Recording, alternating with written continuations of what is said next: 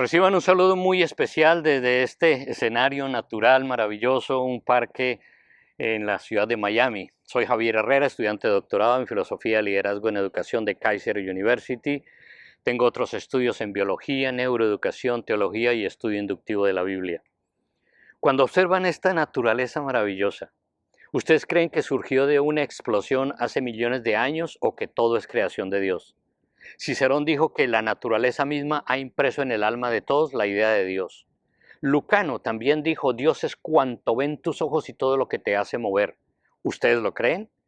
Igualmente, Tomás Alva Edison, el inventor de la bombilla, dijo, después de años de observar los procesos de la naturaleza, no puedo dudar de la existencia de una inteligencia suprema.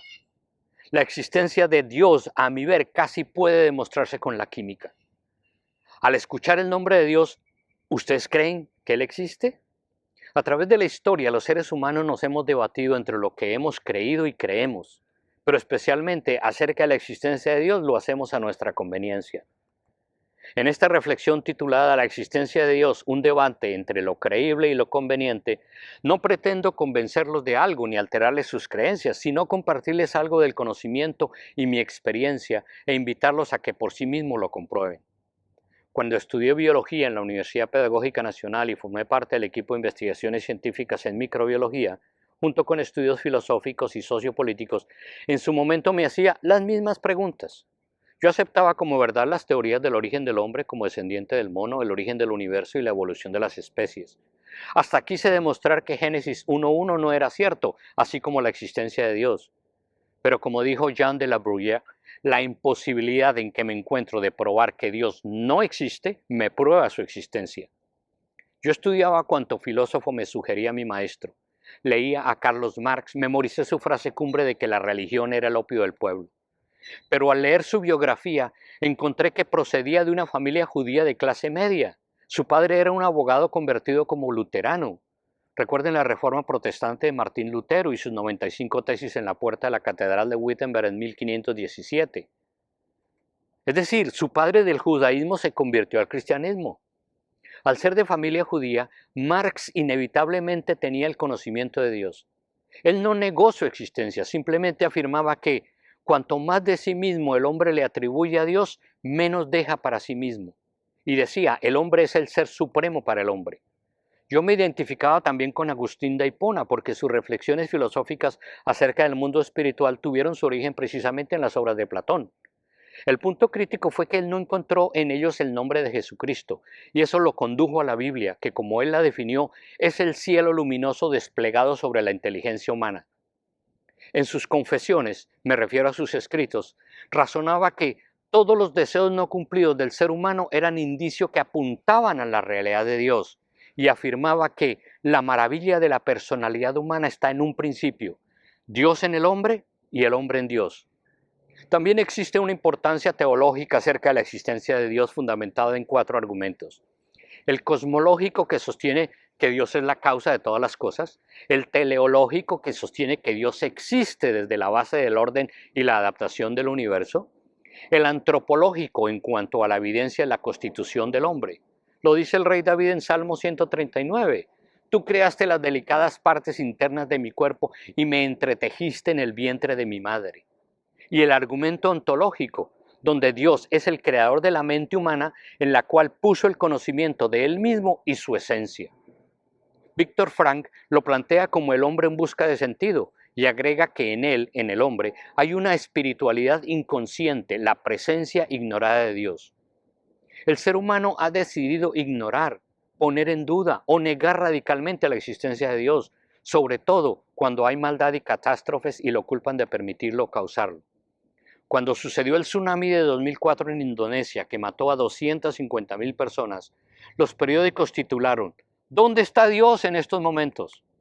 Un periodista escribió, si Dios es en verdad Dios, es evidente que no es un Dios bueno.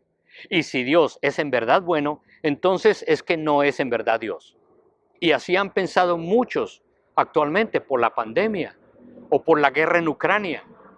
¿Pero acaso el mal y el sufrimiento son evidencia contra Dios? ¿Sería justificable que el pueblo de Israel negara a Dios después de tanto sufrimiento? Durante toda su historia han sufrido. pero nunca lo han hecho ni lo harán, pues es el pueblo escogido de Dios. Albert Einstein afirmó con razón que Dios no creó el mal, es el resultado de la ausencia de Dios en los seres humanos.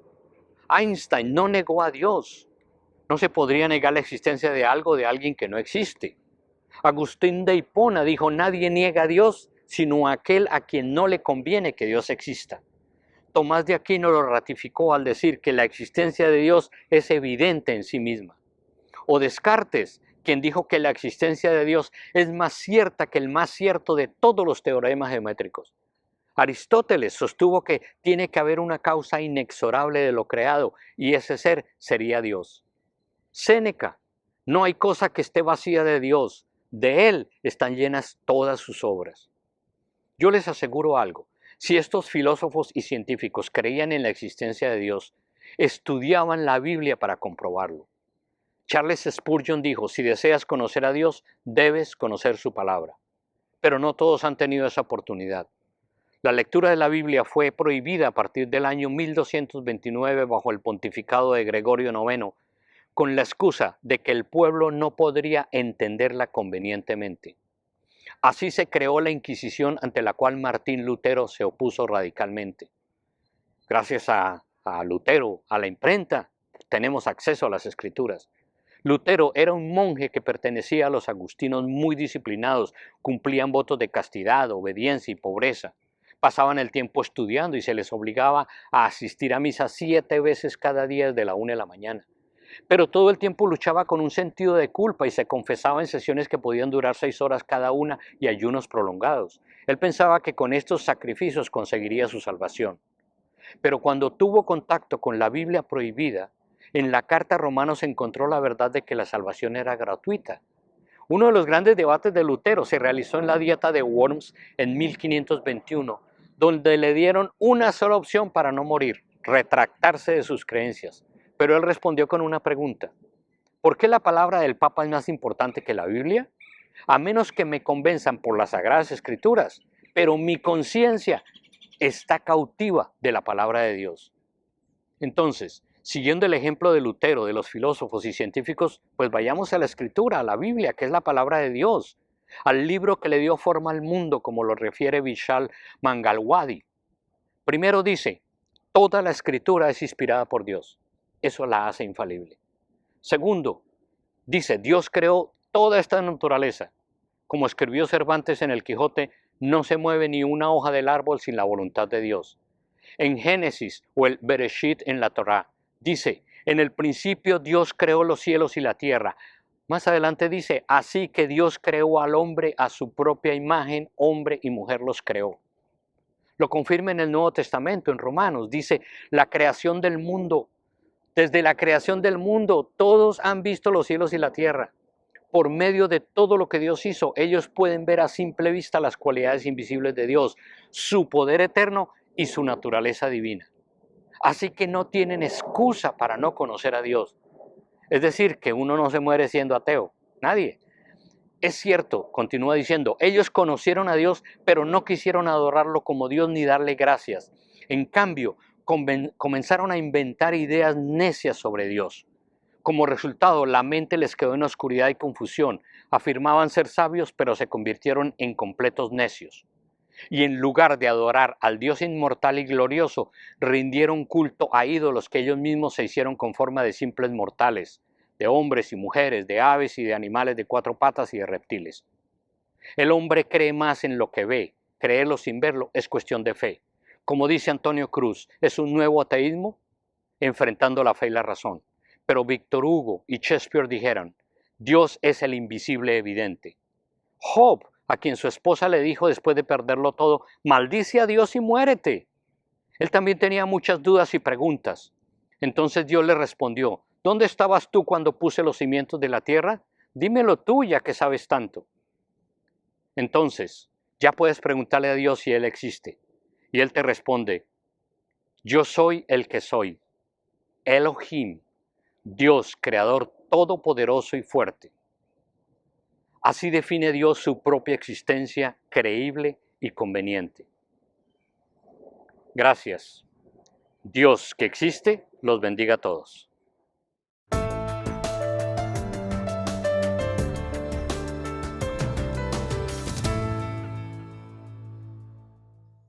Filosofía para un mundo pospandémico. Para empezar, tenemos que hablar sobre la reivindicación de la filosofía. Estamos enfrentando tiempos tormentosos para el planeta entero. La biosfera, los ecosistemas, los recursos primordiales, la economía y sobre todo la salud humana están en peligro. Es imperativo un cambio en la mentalidad del sujeto. ¿Cómo lograrlo? Pues el ser humano es complejo con toda la realidad en la que vive, por lo tanto no puede comprender el mundo con un solo lente, con una sola disciplina. Entonces debemos unificar los distintos saberes teóricos y llevarlos a la práctica en el mundo que hoy nos demanda. Es decir, entrelazar los conocimientos científicos y humanistas para lograr beneficios tangibles a corto, mediano y largo plazo. Los gobiernos junto con la academia han desvalorizado la importancia que tienen las humanidades y específicamente la filosofía en la creación, el desarrollo, la evolución del conocimiento y sobre todo en la capacidad que tiene la filosofía en transformar la realidad. Además, esta disciplina, a que nos dedicamos muchos, crea puentes entre los diferentes campos de estudio para plantear posibles campos de acción para solucionar problemas que atraviesa el mundo que tan duro ha sido golpeado por la pandemia, ¿no? La filosofía es esta herramienta que siempre ha estado a disponibilidad con todo su potencial para todos los individuos de cualquier sociedad. Pero pues bien, la filosofía ha sido catalogado como una mera contemplación, pero esto no es más que un grave reduccionismo, ya que los que hacemos filosofía, como dice Lyotard, no nos preguntamos qué es la filosofía, sino por qué filosofar. Es que es una disciplina madre de todas las ciencias y su constante cuestionamiento e innovación contribuyen a una deconstrucción de la realidad. Y es precisamente esta reorganización de la que necesitamos tras las consecuencias tan devastadoras y desfavorables que la pandemia nos ha dejado en este mundo post-pandémico, donde hay regiones que han sido más golpeadas que otras. Pues bien, entonces una mirada filosófica nos coloca de regreso a los problemas, posibles soluciones, que todo ser humano debe ser incentivado, ¿no?, de una manera tanto individual y externa, a través de la filosofía, a conocer y analizar críticamente el funcionamiento del mundo, de sus distintas esferas, lo económico, político, social, cultural, tecnológico, ambiental, etc. Y además proporciona la filosofía conocimiento y comprensión de los derechos y responsabilidades que tiene cada sujeto para consigo mismo y para con el otro. Se trata entonces de relaciones intersubjetivas en las cuales la filosofía acompaña de manera de guía en un mapa para que cada sujeto en su dimensión individual desarrolle habilidades interpretativas, comunicativas, sociales, que permitan participar en las actividades de grupo con actitud tolerante y sobre todo solidaria. Pues bien, como he mencionado, el otro es muy importante, pero el otro nos enfrentamos ante una dicotomía de la otra edad, porque es evidente que no podemos hablar de integración sin integrar al otro. El ser humano es estar fundado en lo interhumano, decía un pensador, Todorov. Es precisamente en ese encuentro, en la comunidad, al relacionarse con los demás humanos, donde surgen estos fenómenos sociales, psicológicos, políticos, económicos, o en este caso de salud, digamos, ¿no? Es decir, se presenta el cuestionamiento filosófico ante la aparición e irrupción que tiene el otro en mi vida. Un hombre aislado, sabemos, no está sentenciado a perecer tarde o temprano. Puede estar en paz por un momento, en soledad, pero en la humanidad se da lugar en la interacción con los otros, como decía Haren, comunicándose entre sí, en relación con alguien más. Debido a esta naturaleza humana, esta naturaleza política, podemos ser que tiene el ser humano, de interrelacionarnos con los demás. Esta relación con el otro es una especie de oscilación pendular, siempre en constante movimiento, y que marca posiciones diametralmente opuestas. Por un lado, el otro es un obstáculo para reafirmar mi individualidad, el yo, es decir, el otro es una constante amenaza, y no se diga ahora en el tiempo de la pandemia, y los efectos que nos ha dejado en un mundo post-pandémico, el otro como una amenaza, un posible foco de infección, en fin, porque es distinto a mí. Como decía Lyotard, considera la filosofía como el amor que desea. Este deseo se convierte en el origen de los problemas del sujeto, ya que se siente la necesidad aparentemente inofensiva de satisfacer sus propios deseos. Y en ese deseo utiliza al otro como un medio y no como un fin en sí mismo. Ya hablando también de la filósofa Adela Cortina, ¿no?, que habla de la aporofobia, el temor, el rechazo al pobre, ya que lamentablemente las relaciones con el otro son solamente de este polo pendular que hablaba, solo de este polo, donde el otro es un medio, entonces, pero solamente si puedo obtener algo, un beneficio de él. Es realmente una relación comercial, nada más. Pero si esta persona no me ofrece nada económicamente, un beneficio, entonces, me ha llamado, bueno, pobre económicamente, entonces lo rechazo, ¿no? Ese no me importa, entonces me enfoco en realmente quién pueda obtener un beneficio. Y eso no es realmente solidaridad ni empatía que necesitamos en un mundo justamente post pandemia. A este tipo de otro, al cual el hombre deshumaniza, lo despoja del rostro, lo utiliza solamente por algún interés, lo desidentifica, incluso lo transforma en el enemigo. Lo podemos llamar como otro lejano. El otro que solo se obtiene un medio a través de la violencia, como decía Levinas. Por otro lado, al otro polo tenemos al otro que ya no es un mero instrumento del cual hacer y deshacer, sino un ser semejante a mí, un otro cercano, podríamos decir. Porque nada es más útil al hombre que el hombre, decía Spinoza. Pero no en un sentido puramente instrumental. De aquí nace la sociedad humana, donde potenciamos nuestra capacidad de obrar y pensar mejor si viviríamos aislados. El ser humano no puede sobrevivir solo. Apenas nace necesita del otro inmediatamente por un periodo bastante largo de tiempo, diferente a otras especies, podemos decir, hasta que se valga por sí mismo. El ser humano nace inofensivo ante un mundo indefenso, por lo tanto el otro es quien está ahí para recibirlo, en definitiva para asistirlo, no solamente en inicios de su vida, sino a lo largo de su vida. Siguiendo a Levinas, el otro es el ausente en la filosofía occidental, ya que ésta ha demarcado de manera absoluta la exterioridad del yo como una totalidad, una especie de esfera de hierro impenetrable fuera de la cual están los demás, los otros, la infinitud del otro, lo que se desborda, a lo cual todo hombre debe alcanzar, y que la meta es ser el otro y que el otro sea yo. La pospandemia abre nuevamente el debate, ¿no?, sobre esta interacción que hemos hablado, también con su entorno. Como cabe esperarse en nuestra especie, el hombre no asume su responsabilidad sobre el origen del virus, por ejemplo. Si se produjo por la ingesta de un animal, de un tercer animal, es evidente que el causante de esta pandemia no es otro que el ser humano. ¿Sí? Nos enfocamos en esa teoría, al menos, del origen del virus. Eso se debe a la explotación y a la apropiación destructiva que tiene el hombre hacia el mundo. Sus necesidades se deben satisfacer a todo costo.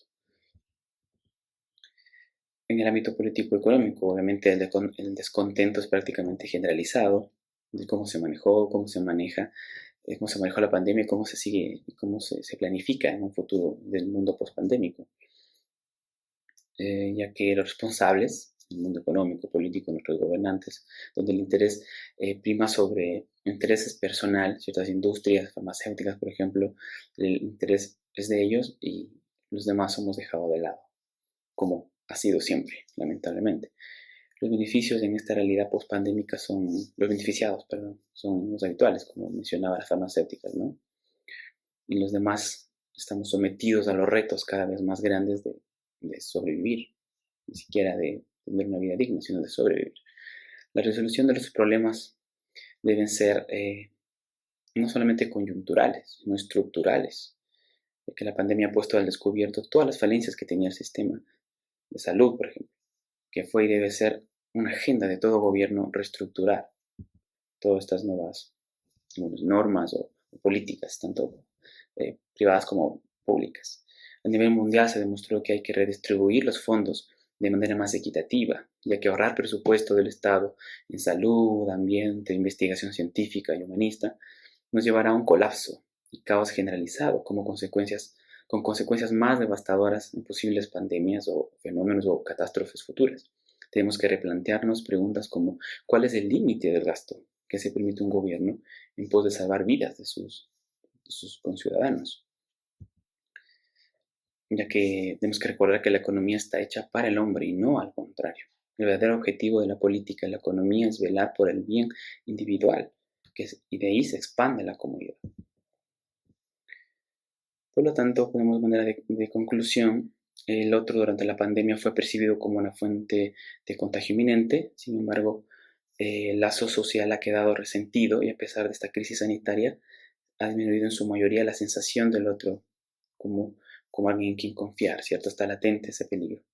Entonces el ser humano corre el riesgo de encapsularse en sí mismo, el miedo que infunde el otro.